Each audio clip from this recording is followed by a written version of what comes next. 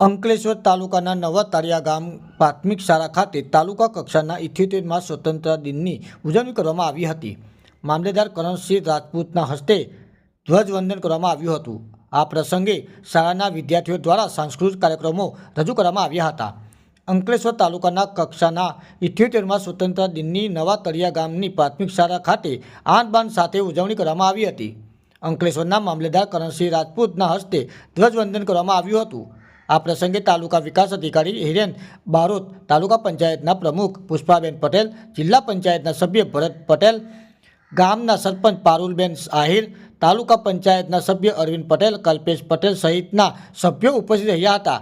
આ અવસરે શાળા વિદ્યાર્થીઓ દ્વારા સાંસ્કૃતિક કાર્યક્રમો રજૂ કર્યા હતા। બાદ અંકલેશ્વર રૂરલ પોલીસ મથકના police inspector K G Sisodiya, PSI M D Kakade સહિત પોલીસ કર્મચારીઓને ઉત્સાહિત કામગીરી બદલ મામલેદાર કરણસિંહ રાજપૂત સહિતના મહાનુભાવોના હસ્તે પ્રમાણપત્ર એનાયત કરવામાં આવ્યા હતા।